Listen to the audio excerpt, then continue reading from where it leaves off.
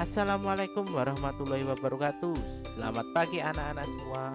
Bagaimana kabar kalian hari ini? Masih tetap semangat? Harus selalu semangat.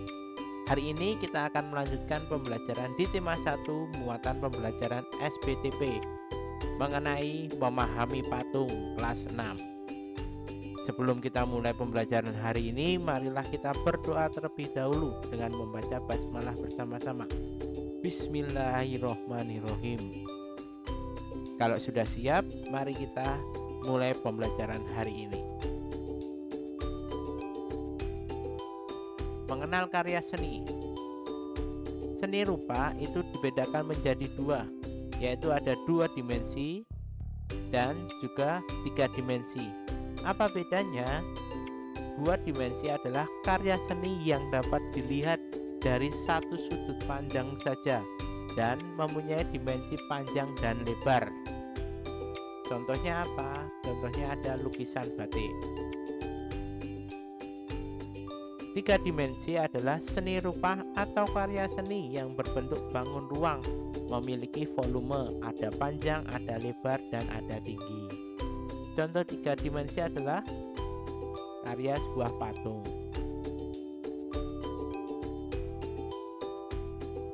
Patung merupakan karya seni 3 dimensi yang meniru bentuk manusia, hewan, tumbuhan, ataupun benda yang dibuat dengan teknik tertentu. Tujuan pembuatan patung adalah untuk dipajang dan dinikmati keindahannya.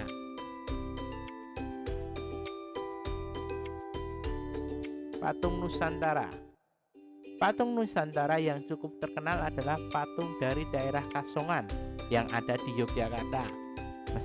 Mesti anak-anak sudah tidak asing dengan daerah Kasongan, ya kan?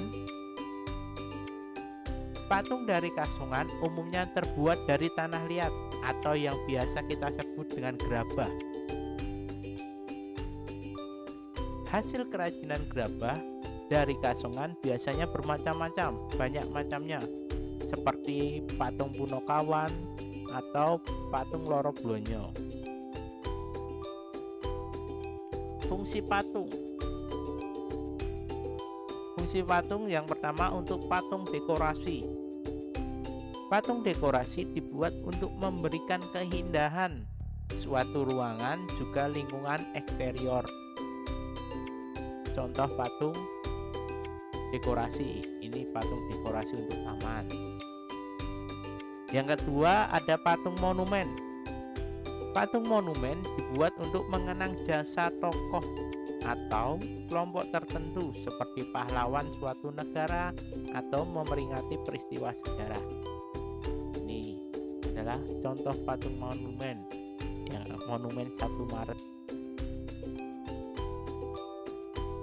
Selanjutnya patung kerajinan. Patung yang dirancang untuk memenuhi kebutuhan pasar sehingga dapat diminati dan dibeli. Contoh patung-patung kerajinan yang bisa kita beli.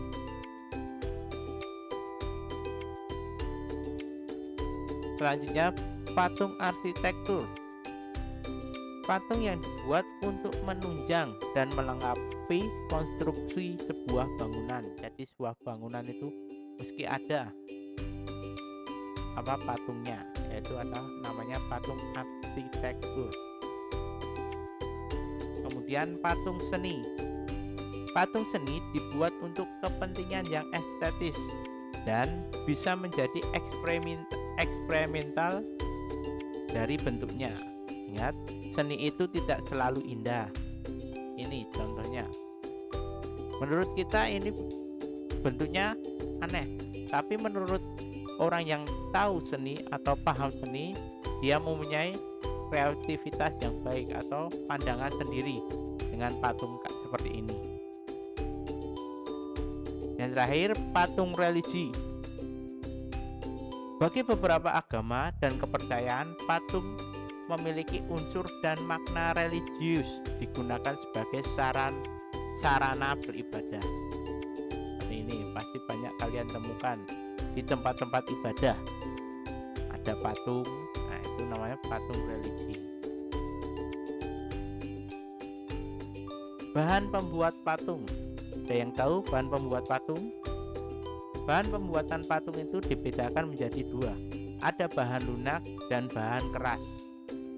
Kita bahas satu persatu. Bahan lunak. Bahan lunak adalah bahan yang empuk dan mudah dibentuk. Contohnya ada tanah liat, lilin, sabun, dan plastisin. Barang-barang ini, contoh-contoh ini sudah tidak asing bagi kalian. Sedangkan bahan keras adalah bahan yang bersifat keras dan lebih sulit dibentuk. Contohnya ada batu, kayu, dan marmer.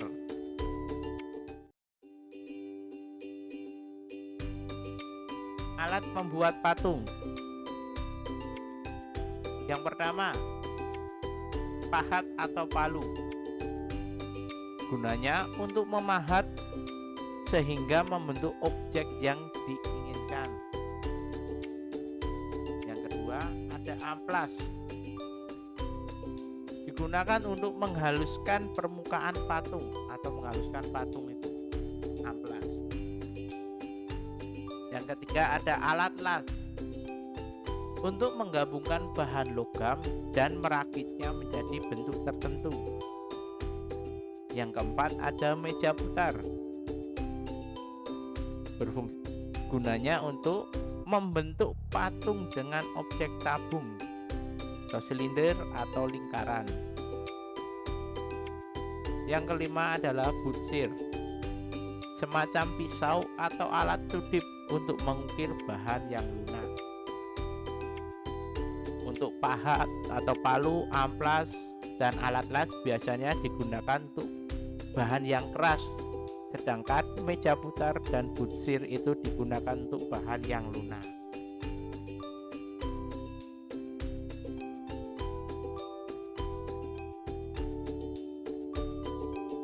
Nah anak-anak, itu tadi materi mengenai SBTP tentang memahami patung. Semoga materi ini bermanfaat dan tetap semangat. Sampai jumpa di video pembelajaran selanjutnya. Wassalamualaikum warahmatullahi wabarakatuh.